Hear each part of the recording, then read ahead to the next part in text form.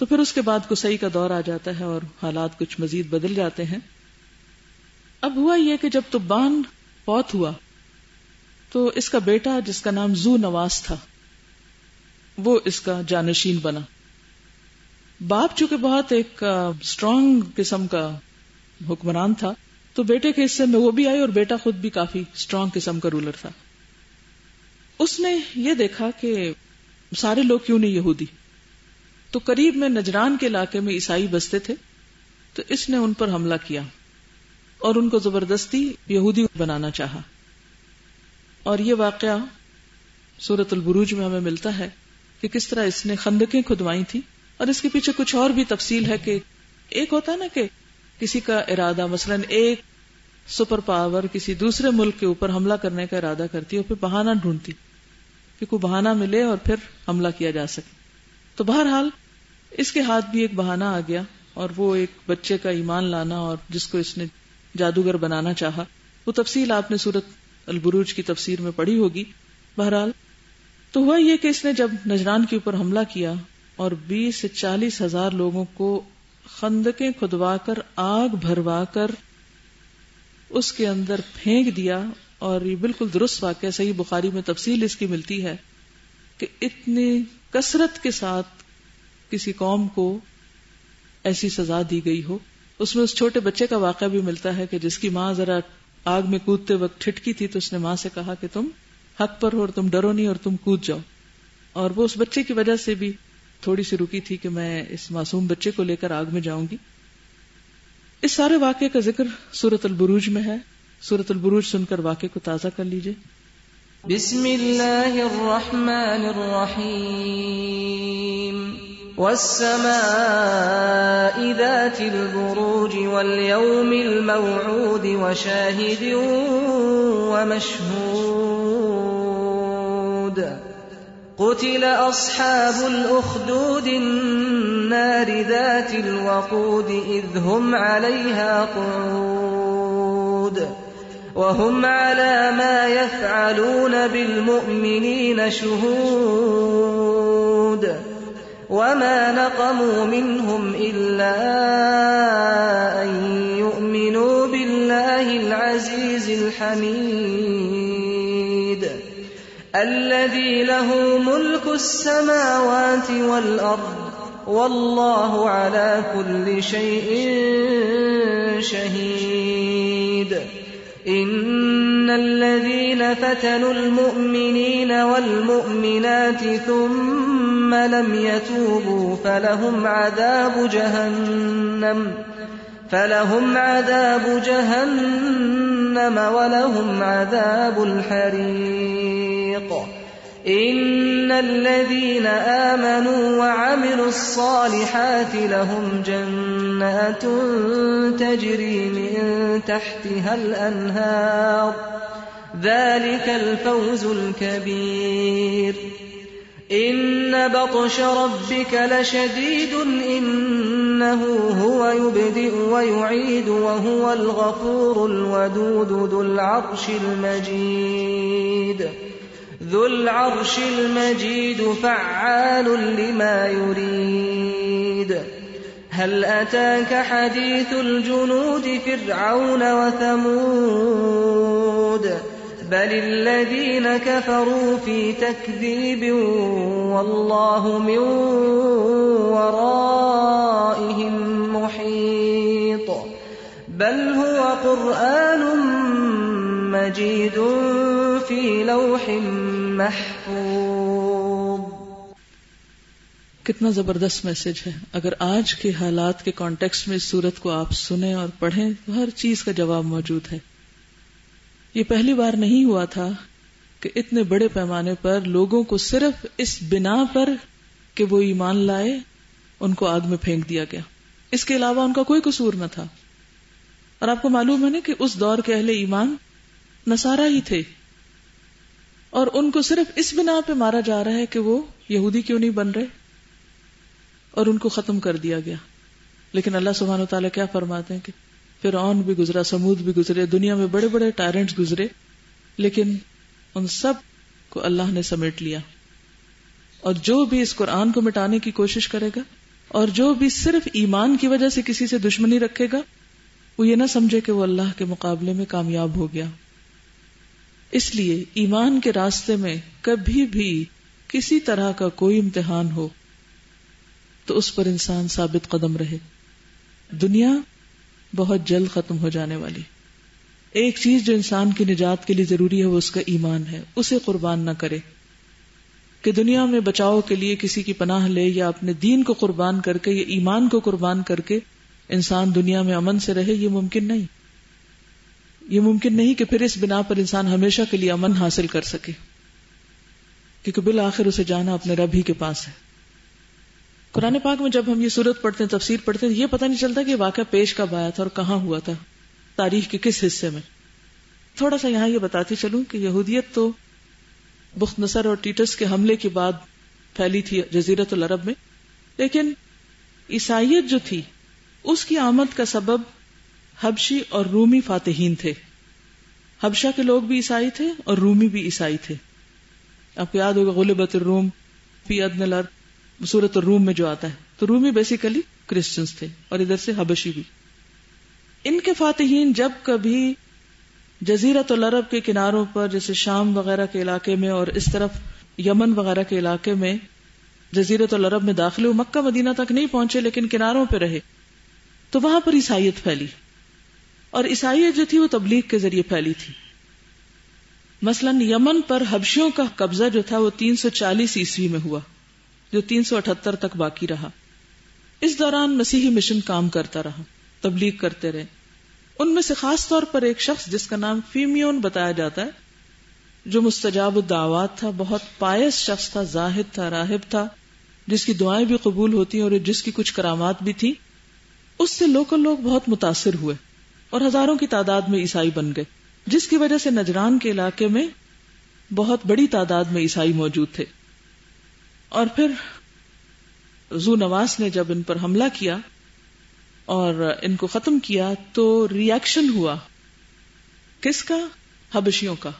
تو ایتھیوپیا اہل حبشہ کے لوگوں نے دوبارہ پھر حملہ کیا ذو نواس پر اور اس میں انہوں نے یمن پر قبضہ کر لیا.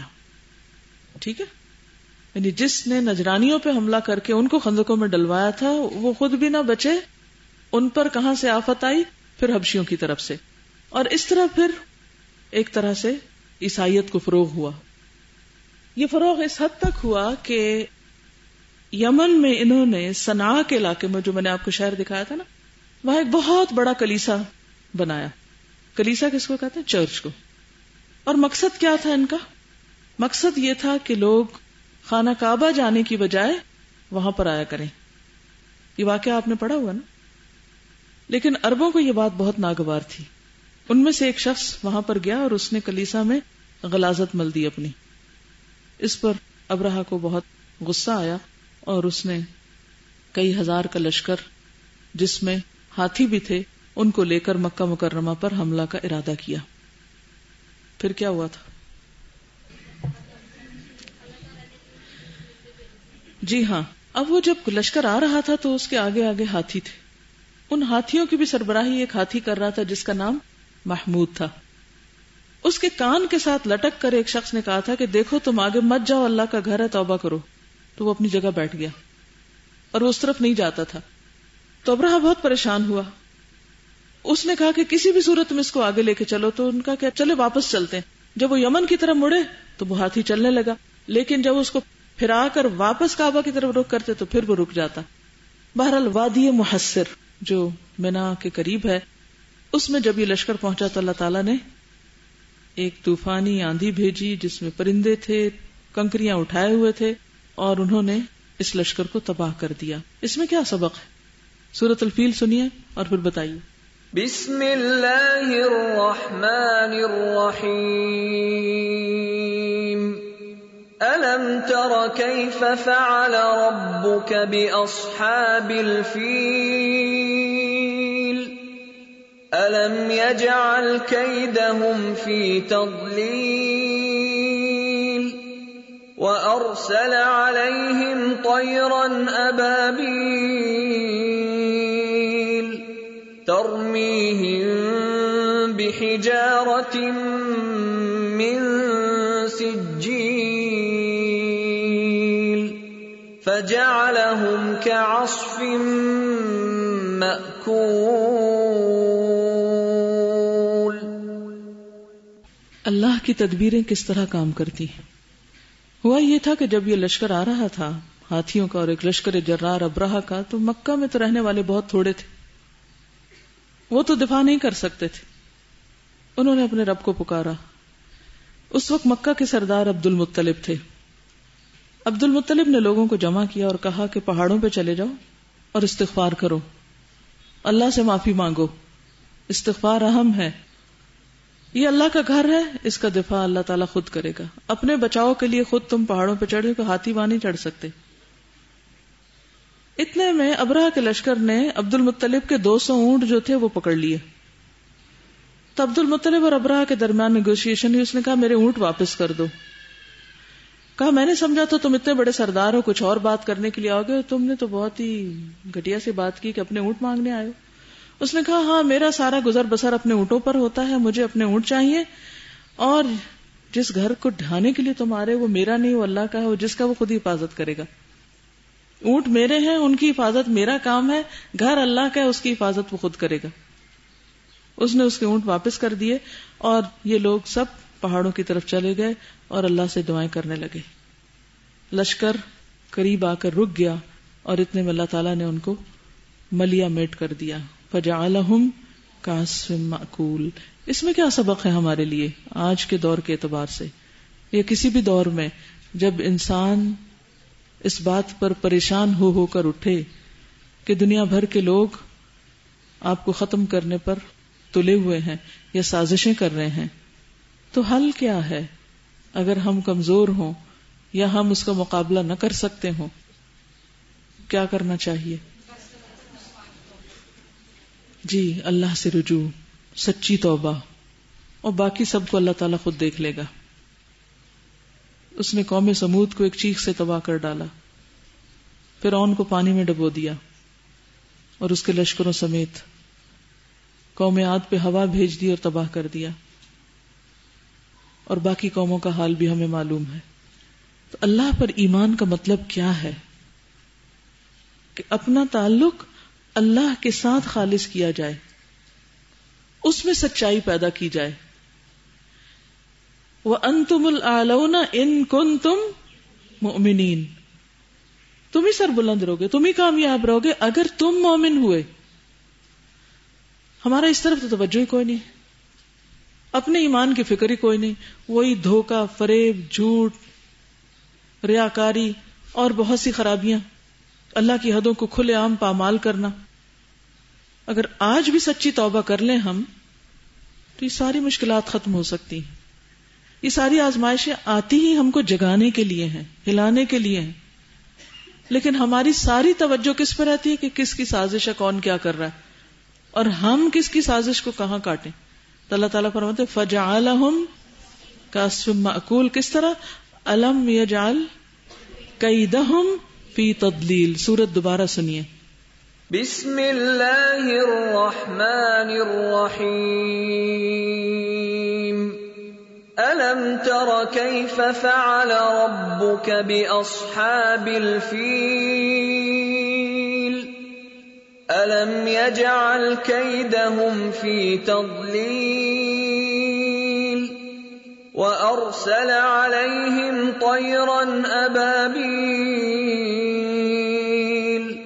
ترمیہم بحجارۃ من سجیل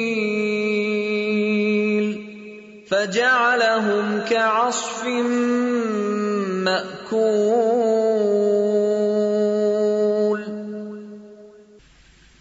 کچھ کہیں گے؟ جو حق کو مٹانے کی کوشش کرے گا اللہ اس کو خود مٹا دے گا.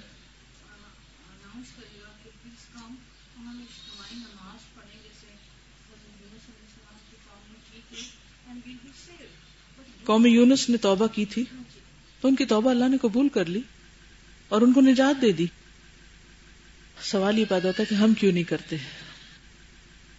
ہمارے چاہے مذہبی لیڈر ہوں، سیاسی لیڈر ہوں، اس طرف کوئی بھی توجہ نہیں دلاتا کہ کرنے کا کام کیا ہے. اللہ کا تو وعدہ ہے جب تک اصلاح کرو گے تمہیں بچائے رکھوں گا، جب تک استغفار کرو گے عذاب نہیں دوں گا. دو ہی صورتیں ہیں. جی ہاں، اصلاح جب تک ہڈن فتنہ ہو اصلاح، اور جب سر پہ کوئی بلا آ جائے تو پھر اس صورت میں پناہ. بہرحال یہ وہی مشہور سال تھا جس میں نبی صلی اللہ علیہ وسلم پیدا ہوئے. عربوں کے یہاں کوئی کیلنڈر نہیں تھا، کیلنڈر تو اسلام کے آنے کے بعد بنا ہے. حضرت عمر کے دور میں باقاعدہ کیلنڈر بنا ہے. تو وہ لوگ اسی سے یاد رکھتے تھے کہ کون سا کام کس مشہور واقعے کے کتنے سال پہلے ہوا اور کتنے سال بعد ہوا. تو نبی صلی اللہ علیہ وسلم اس واقعے کے تقریباً بعض روایت میں 50 دن اور بعض میں کچھ کم و بیش دن کے بعد پیدا ہوئے تھے. تو یہی وہ سال ہے جب آپ کی ولادت ہوئی تھی، عام الفیل کا سال. بہرحال توحید، شرک، یہودیت، عیسائیت کے علاوہ مجوسیت جو ایران کے قریبی علاقوں، ہمسایہ علاقوں میں تھی، ان کے اثر و رسوخ کی وجہ سے، کیونکہ ان لوگوں کے ساتھ ان کا لین دین ہوتا تھا. عراق عرب، بحرین، ہجر کے علاقے. اسی طرح کچھ لوگ سابی بھی تھے جو دراصل اپنے آپ کو دین ابراہیمی پہ کہتے، لیکن یہ کلدانی قوم کا مذہب تھا اور عیسائیت کے پھیلنے کے ساتھ ساتھ یہ تقریباً ختم ہو گیا تھا. تو عربوں میں جب کوئی شخص اپنا دین چھوڑتا تھا تو کہتے تھے یہ سابی ہو گیا ہے. بعض نے کہا یہ یحییٰ علیہ السلام کے پیروکار ہیں.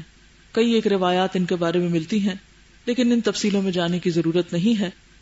اسی طرح کچھ لوگ ایتھیسٹ بھی تھے وہاں پر، لیکن بہت چند گنے چنے. مکہ میں خاص طور پر میجورٹی مشرکین کی تھی. ٹھیک ہے، اب ہم کتاب شروع کرتے ہیں اور اس کے ساتھ ساتھ کچھ تفصیل انشاءاللہ بیان کروں گی.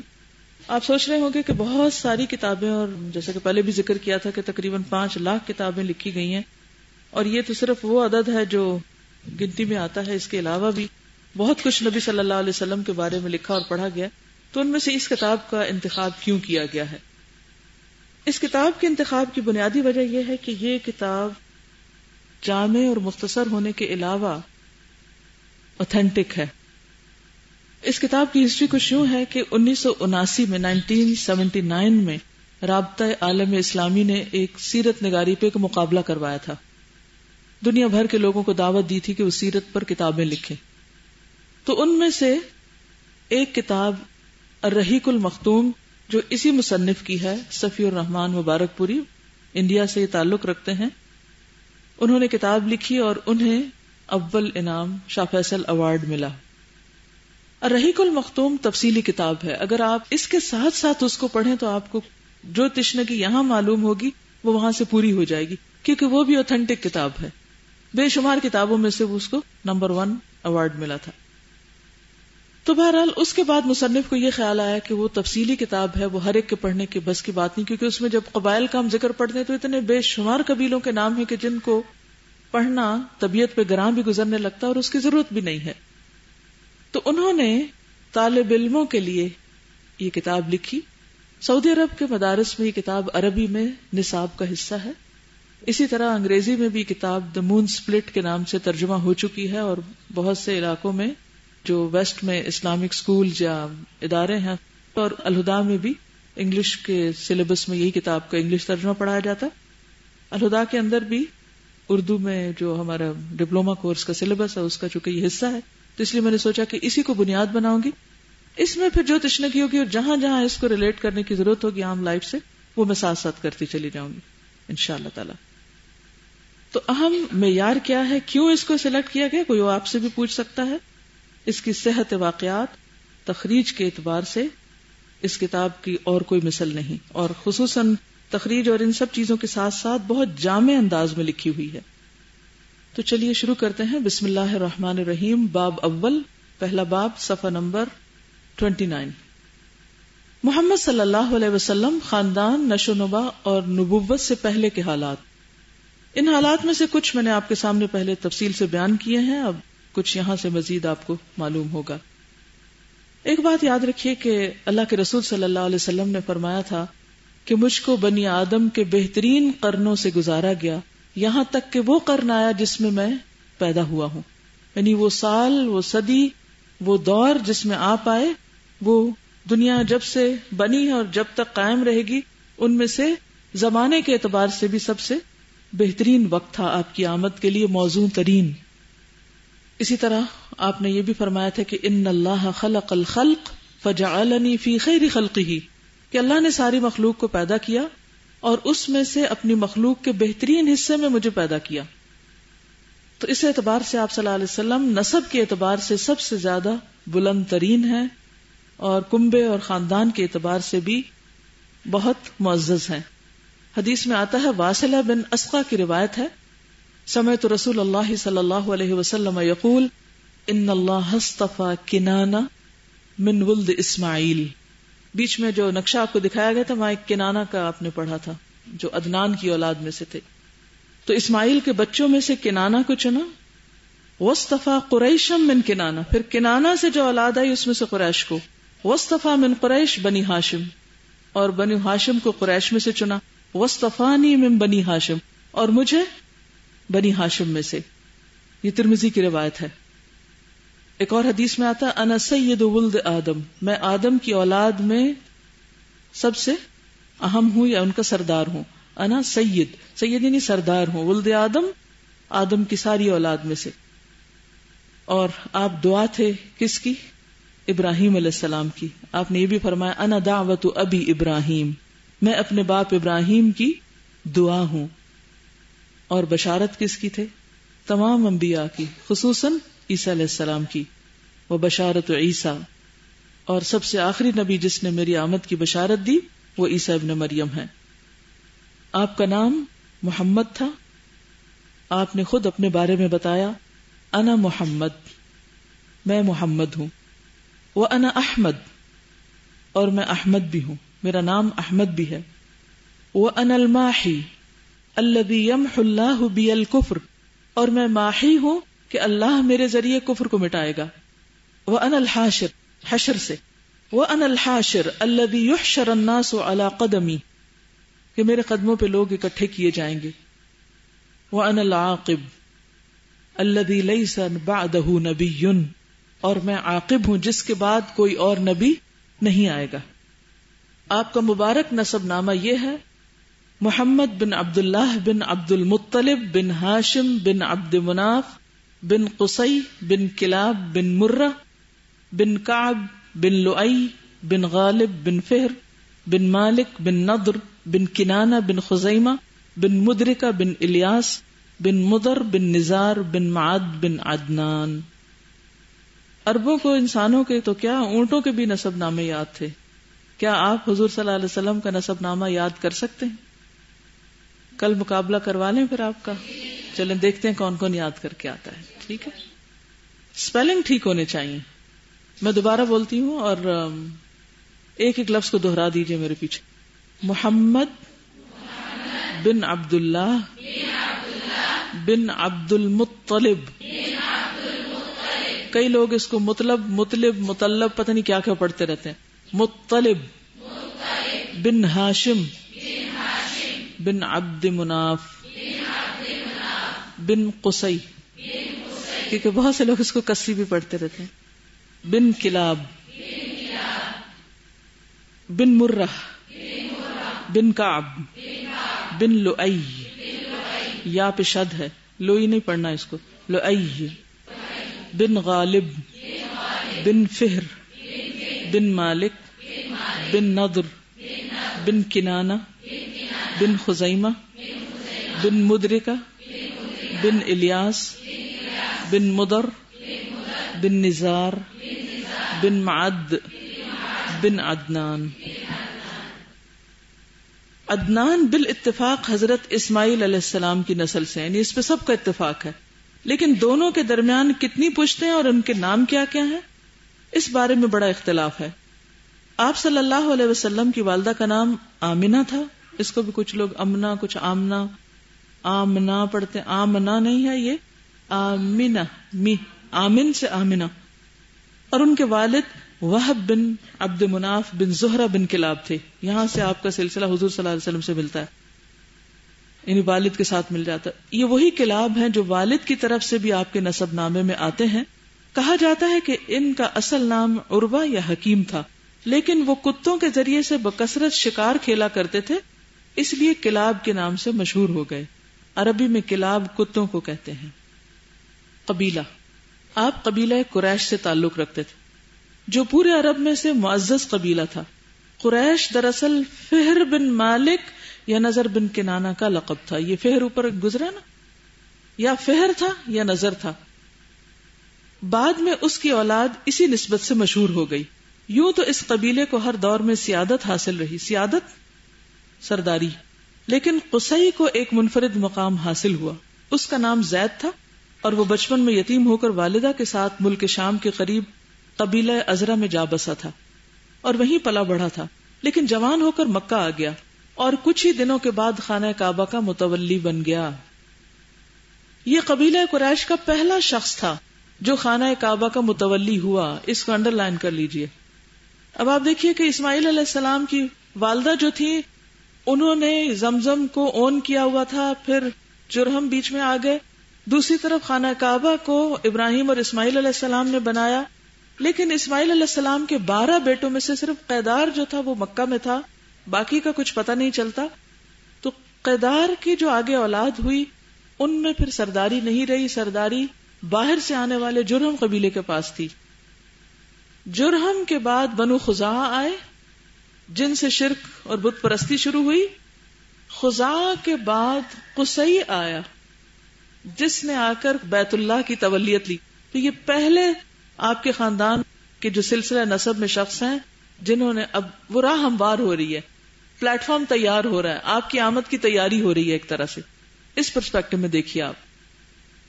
قصی کعبہ کا متولی بن گیا. یہ قبیلہ قریش کا پہلا شخص تھا جو خانہ کعبہ کا متولی ہوا. متولی ہونے کا مطلب یہ تھا کہ اسی کے ہاتھ میں خانہ کعبہ کی کنجی ہوتی تھی. وہ جس کے لیے جب چاہتا تھا کعبے کا دروازہ کھولتا تھا. یہ بہت بڑی سعادت تھی. علاوہ ازیں قریش مکہ سے باہر آباد تھے، ٹھیک ہے، اس نے انہیں اندر لا کے آباد کیا. یہ بھی اہم بات ہے. اسی نے حاجیوں کے لیے میزبانی کا طریقہ بھی ایجاد کیا، کھانا کھلانا شروع کیا. وہ حج کے دنوں میں بڑے پیمانے پہ کھانا تیار کراتا اور چمڑے کے بڑے بڑے لگنوں میں کھجور، شہد یا کشمش سے میٹھا شربت بنواتا اور حاجیوں کو پیش کرتا. یہ لیدر بیگ جیسے پانی ہوتا نا، تو اسی طرح کے اسی سے بنے ہوئے بڑے بڑے لگن تھے جس میں وہ شربت بنا کر حاجیوں کو پلاتا. اس نے کعبہ کے شمال میں دار الندوہ کے نام سے ایک گھر بھی بنایا تھا جو قریش کی اجتماعی سرگرمیوں کا مرکز تھا. دار الندوہ، جس کے مقابلے میں کیا بنا تھا پھر؟ دار ارقم.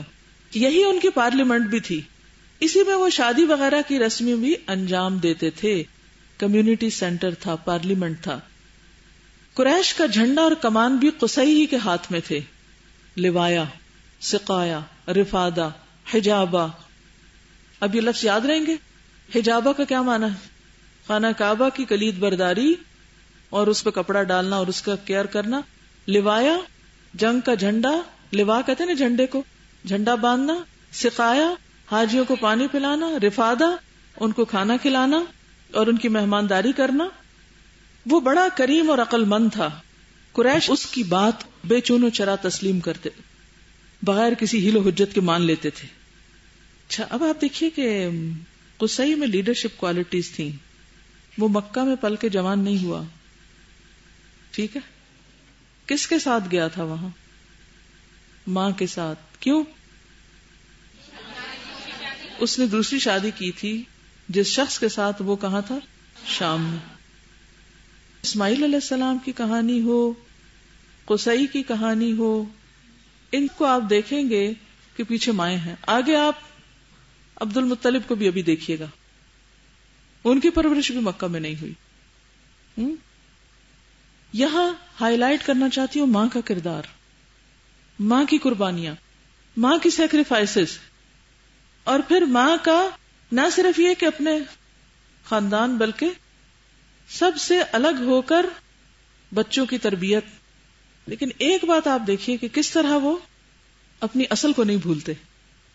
آپ کا خاندان، اب آپ دیکھیے کہ سب سے پہلے نسب نسب کے بعد قبیلہ، قبیلے کے بعد خاندان، یعنی کہ الٹا پیرامڈ بن رہا ہے.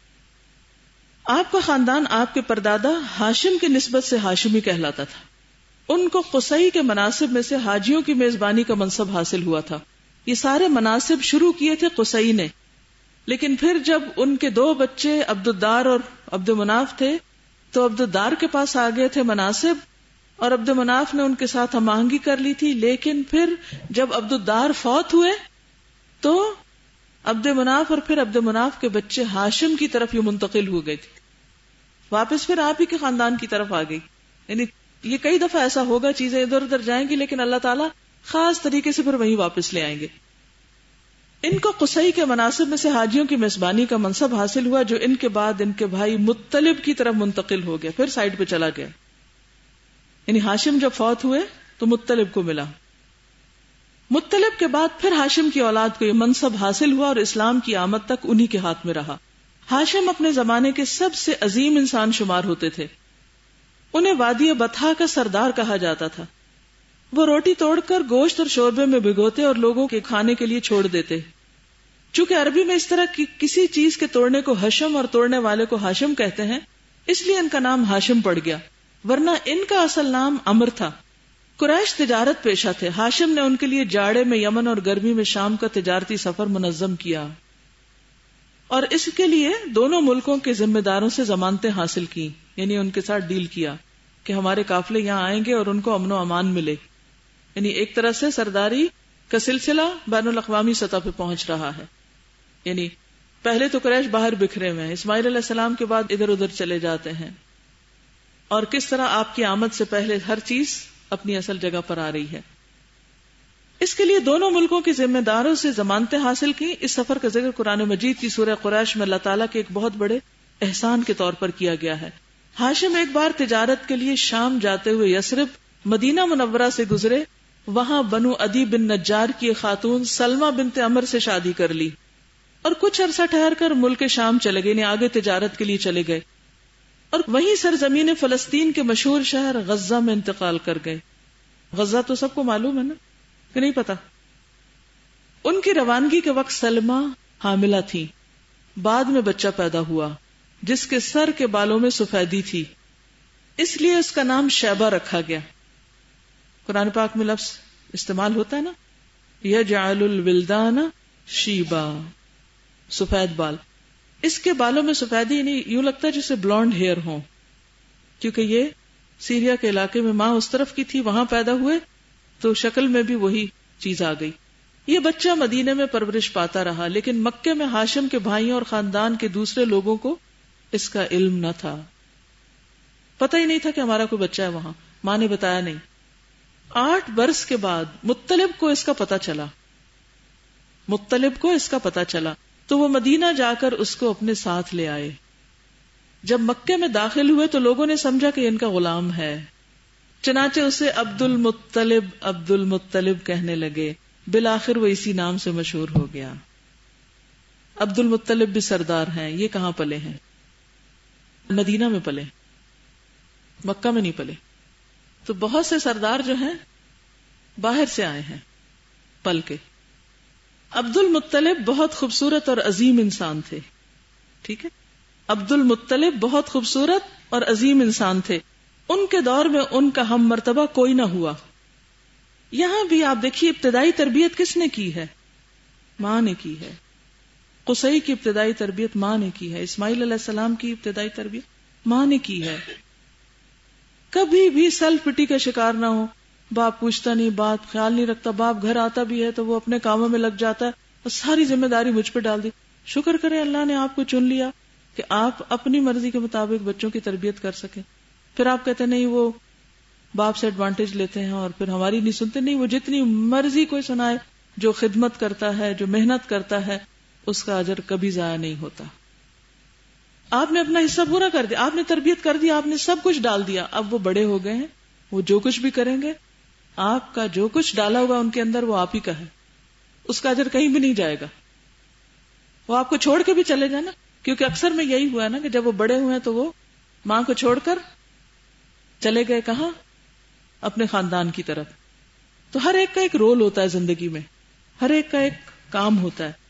ہمیشہ یہ دیکھا کریں کہ اللہ تعالیٰ نے مجھے کس کام کے لیے چنا ہے, میرا رول کیا ہے, اس وقت مجھے کیا کرنا ہے, میری ذمہ داری کیا ہے, اس پر فوکس رکھیے. irrelevant باتوں کو چھوڑ دیجیے, چھوٹے چھوٹے پیٹی ایشوز کے ساتھ الجھ کر اپنی صلاحیتوں کو ضائع نہ کیجیے اور بچوں کے لیے پریشانی کا نمونہ نہ بنیے. کسی کا شوہر فوت ہو جائے, کسی کا شوہر چھوڑ جائے, کسی کا شوہر گم ہو جائے, طلاق دے جائے, کچھ کرے, بچوں کی ذمہ داری آپ پہ آ پڑے, کبھی بھی اس معاملے میں دل چھوٹا نہ کرے. آپ سمجھے اللہ نے آپ کو چن لیا اس کام کے لیے, اب اس کے فیصلے پر راضی ہو جائیں, خوش ہو جائیں, اس ذمہ داری کو بخوشی اٹھائیں, اس کی شکوے شکایتیں نہیں کریں, رونا دھونا نہیں ڈالیں. عبد المطلب بہت خوبصورت اور عظیم انسان تھے. ان کے دور میں ان کا ہم مرتبہ کوئی نہ ہوا. وہ قریش کے سردار اور مکہ کے قافلہ تجارت کے ذمہ دار تھے, ٹریڈ منسٹر. جود و سخا اس قدر کرتے تھے کہ ان کا لقب فیاض پڑ گیا تھا. ان کے دسترخوان کا پسخوردہ یعنی جو بچ جاتا, مسکینوں, جانوروں اور چڑیوں کے کھانے کے لیے رکھ دیا جاتا تھا. اس بنا پر ان کا یہ عرف بن گیا تھا, زمین پر انسانوں اور پہاڑ کی چوٹیوں پر وحشی جانوروں اور چڑیوں کو کھلانے والا, یعنی اس قدر کھلانے والوں میں سے تھے. انہیں زمزم کا کنواں کھودنے کا شرف بھی حاصل ہوا, اور یہ بھی بڑا اہم واقعہ ہے. اس کنویں کو بنو جرہم نے مکے سے جلا وطن ہوتے وقت پاٹ دیا تھا, یعنی بند کر دیا تھا. یاد ہے وہ قصہ؟ اس وقت سے اس کی جگہ نامعلوم چلی آ رہی تھی. وہ کیوں؟ دیکھیے آج کے دور میں تو سیٹلائٹس ہیں اور بڑے بڑے آلات ہیں جن کی مدد سے لوگ یہ تک معلوم کر لیتے ہیں کہ زمین کے کس حصے میں پانی ہے تو وہیں کنواں کھودا جاتا ہے. اب بجائے اس کے کہ ہر جگہ ٹرائی کریں. اور سونے کی کانیں اور چاندی کی اور مختلف جو نعمتیں اللہ نے زمین میں رکھی ہیں, ان کو لوگوں نے جہاں جہاں دیکھ لیا ہے انہوں نے علاقوں کو اپنے قبضے میں کرنے کی فکر کر رہے ہیں. اس زمانے میں جہاں کہیں سونا چاندی دفن ہوتا تھا وہاں کسی طریقے سے معلوم نہیں کر سکتے تھے. ریگزار ریت ہر طرف, اور نشان بھی مٹا دیے ہوں, اور کھلے صحرا میں کس کو پتا کنواں کہاں تھا. جنہوں نے دیکھا وہ بھی مر گئے, اور جو ان کی آگے اولادیں تھی وہ بھی, کسی کو کچھ خبر نہیں کہ کہاں ہے کنواں. اب اللہ نے اس کو محفوظ رکھا ہوا تھا نا, کسی خاص بندے کے حصے میں آنی تھی یہ سعادت. تو عبد المطلب کو خواب میں ایک دن آیا اور کہا گیا کہ فلاں جگہ کھودو. ان کو کچھ سمجھ نہیں آئی. دوسرے دن پھر ایک اور نام سے, کچھ پتہ نہیں چلا. تیسرے دن پھر ایک اور نام سے, نہیں سمجھ آئی, یعنی پہلے اشاراتی خواب تھے. چوتھے دن خواب آیا کہ زمزم کو کھودو. کہاں سے کھودے؟ تو بہرحال اللہ تعالیٰ نے ان کی رہنمائی کی اور عبد المطلب کو خواب میں اس کی جگہ بتا دی گئی اور کھودنے کا حکم دیا گیا. انہوں نے کھودا تو پرانا کنواں برآمد ہو گیا. اب ہوا یہ تھا کہ اس کنویں کے اندر تلواریں, زریں, سونے کے 2 ہرن اور بہت سی اور چیزیں تھیں. انہوں نے کیا کیا کہ وہ جو اس میں سے چیزیں نکلی تھی, تلواریں وغیرہ اور جو ساز و سامان اس میں سے سونا وغیرہ, تو ان دھاتوں سے ڈھال کر خانہ کعبہ کا دروازہ بنایا گیا. تو جب سے خانہ کعبہ کا دروازہ جو تھا وہ دھات کا بنا ہوتا, عام طور پہ تو لکڑی کے دروازے ہوتے ہیں نا, اور سونے کے جو 2 ہرن تھے وہ بھی دروازے کے ساتھ فٹ کر دیے گئے, یعنی اسی جگہ پر اس کو ڈیکوریشن کے طور پر رکھ دیا گیا. اب جب کنواں کھودا جانے لگا تو دوسرے قریش کو بھی پتا چل گیا کہ وہ زمزم مل گیا. سنا ہوا تو تھا انہوں نے اپنے آباء و اجداد سے کہ یہاں ایک کنواں تھا بڑا بہترین. تو انہوں نے کہا کہ ہمیں بھی اس میں شریک کر لو, ہم بھی اس کے حصے دار بننا چاہتے ہیں. تو عبد المطلب نے اس سے انکار کیا اور کہا کہ یہ نہیں ہو سکتا. اس موقع پر انہوں نے ایک نظر مانی تھی. یہیں پر انہوں نے کہا کہ نہیں, اللہ نے مجھے خواب میں دکھایا ہے اور یہ اللہ کی قدرت کی نشانی ہے, یہ اللہ نے مجھے نعمت عطا کی ہے, میں اس میں کسی اور کو شریک نہیں کروں گا. جیسے اسماعیل علیہ السلام کی والدہ نے کہا تھا نا, ٹھیک ہے بنو جرہم تم یہاں رہ لو, کنواں میرا ہے. انہوں نے کہا اچھا ہم معاوضہ دیں گے, تم پانی دو ہمیں. اللہ نے رزق کا بندوبست کیا اور وہ ایگری کر گئی. اب اللہ نے عبد المطلب کو یہ سعادت دینی تھی. عبد المطلب نے یہاں کھڑے ہو کے نظر مانی تھی. جب یہ مشن مکمل ہو گیا کہ اللہ اگر تو مجھے 10 بیٹے دے اور 10 کے 10 جوان ہو جائیں اور وہ میرا دفاع کرنے کے قابل ہو جائیں تو ان میں سے میں ایک تیرے نام پر ذبح کر دوں گا. پھر کیا ہوا تھا؟ قرعہ ڈالا گیا. کس کے نام نکلا؟ عبداللہ کے نام. عبداللہ بہت خوبصورت جوان تھے، بہت دانا، حکیم، بہت عمدہ، بہت زبردست پرسنالٹی تھی. ان کے بھائیوں کے دل میں ان کی محبت تھی، خاص طور پر ابو طالب. وہ آڑے آ گئے، انہوں نے کہا ہم بالکل ذبح نہیں کرنے دیں گے. کچھ اور لوگ بھی پیچھے پڑ گئے. اب ان کی پرسنالٹی ایسی تھی کہ لوگ ان سے محبت کرتے. انہوں نے کہا کہ کچھ کر لیں، ان کو ذبح نہیں کیا جائے گا. بہرحال اب جھگڑا کے باپ کہتے میری منت ہے، وہ کہتے نہیں یہ نہیں ہو سکتا. تو وہ ایک کاہنہ عورت کے پاس گئے. اس زمانے میں طریقہ یہی ہوتا ہے، جب لوگ جھگڑتے تھے تو جاتے تھے عراف کے پاس، کاہن کے پاس، اور وہ اٹھ پٹانگ کوئی بھی فیصلہ کر دیتا. بہرحال اس عورت نے یہ کہا کہ دیکھو تم اس کے بدلے اس کی دیت دے دو اور اس کو چھوڑ دو. اس زمانے میں ایک انسان کی دیت 10 اونٹ ہوتے تھے. تو انہوں نے کہا قرہ اندازی کرو، اگر قرہ عبداللہ کے نام نکلا تو پھر اس کو کر دینا، ورنہ 10 اونٹ. جب قرہ نکالتے تو وہ عبداللہ ہی کے نام نکلتا. انہوں نے کہا اچھا اونٹ بڑھا دو، 20 کر دو، پھر 30 کر دیے گئے، پھر 40، 50، 100 اونٹوں کے اوپر پھر اونٹوں کے نام پہ قرہ نکل آیا. تو انہوں نے اونٹوں کو ذبح کر دیا. اور جب سے انسانی جان کی جو دیت تھی یعنی خون بہا تھا، وہ 100 اونٹ مقرر ہوئے. اور پھر اسلام میں بھی 100 اونٹ باقی رہے اور آج تک باقی ہیں کہ جب انسانی جان کوئی لے لے تو اس کی جو دیت ہوگی وہ 100 اونٹ کی قیمت ہوگی یا 100 اونٹ. ٹھیک. اچھا بہرحال نبی صلی اللہ علیہ وسلم کہا کرتے تھے نا کہ میں 2 ذبیحوں کی اولاد ہوں. اسماعیل علیہ السلام کو جب ذبح کرنے کا خواب دیکھا ابراہیم علیہ السلام نے تو اللہ تعالیٰ نے اپنی طرف سے 1 مینڈا بھیج دیا. اور جب عبداللہ کے ذبح کرنے کا وقت آیا تو 100 اونٹ قیمت مقرر ہوئی. اور اس طرح رسول اللہ صلی اللہ علیہ وسلم کی پیدائش ممکن ہوئی. سارے بھائیوں میں سے جو نام تھا وہ آپ ہی کا عبداللہ تھا. باقی ابو لہب، ابو طالب اور دیگر نام تھے. اللہ تعالیٰ چاہتے تھے کسی اور کے گھر میں آپ کو پیدا کر دیتے، لیکن عبداللہ ہی کی قسمت میں تھا. انہی کے زمانے میں خانہ کعبہ پر ہاتھی والوں کے حملے کا واقعہ پیش آیا.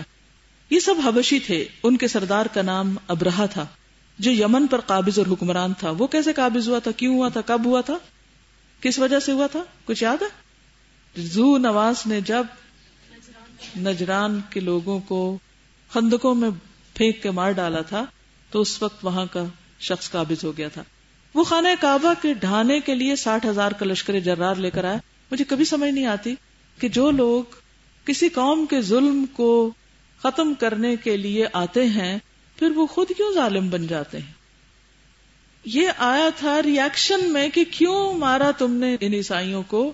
یہ لوگ عیسائی تھے، حبشہ کے لوگ، اور خود آ کر خانہ کعبہ ڈھانے چل پڑے. حیرت نہیں ہوتی؟ یعنی کہ عجیب منطق ہے، عجیب دو رخا پن ہے کہ ایک طرف آپ مظلوم کی حمایت کا دعویٰ کرتے ہیں اور ظالم کو ختم کرنے کی بات کرتے ہیں، دوسری طرف خود اس سے کہیں بڑے ظالم بن جاتے ہیں. شابش. انسان کو جب اللہ تعالیٰ کہیں کامیابی دیتا ہے تو وہ تکبر کا شکار ہو جاتا ہے اور پھر وہ بھول جاتا ہے کہ مجھے اپنی کسی لمٹ میں رہنا ہے. جی ہم بچوں کو ایک دوسرے کو ظلم کرنے سے روکنے کے لیے جب پہنچتے ہیں موقع پر تو پھر جو ماں ہوتی ہے وہ اس سے بڑا ظلم کر دیتی ہے. بالکل. بعض اوقات بچے لڑ رہے ہوتے ہیں نا اور ان کو چھڑانے کے لیے ہم خود ان کو اس سے بھی زیادہ پیٹ ڈالتے ہیں. جو جی absolute power corrupts absolutely right. بہرحال یہ سب حبشی تھے. ان کے سردار کا نام ابرہہ تھا. ابرہہ الاشرم اس کا ناک کٹا ہوا تھا پہلے سے. جو یمن پر قابض اور حکمران تھا وہ خانہ کعبہ ڈھانے کے لیے 60,000 کا لشکر جرار لے کر آیا. لیکن جب مکے کے مشرق میں مزدلفہ اور منی کے درمیان وادی محصر میں پہنچا اور مکے پر حملہ آور ہونے کے لیے تیار ہو گیا تو اللہ تعالیٰ نے اس کے لشکر پر چڑیوں کا جھنڈ بھیج دیا جنہوں نے اس پر ٹھیکری جیسے پتھر برسا دیے اور وہ کھائے ہوئے بھوس کی طرح ہو گیا. یہ واقعہ آپ کی پیدائش سے 50 یا 55 دن پہلے پیش آیا. آج کے لیے اتنا ہی کافی ہے. جزاکم اللہ خیرا. سبحانک اللہم و بحمدک نشہد ان لا الہ الا انت نستغفرک و نتوب الیک. السلام علیکم و رحمۃ اللہ وبرکاتہ.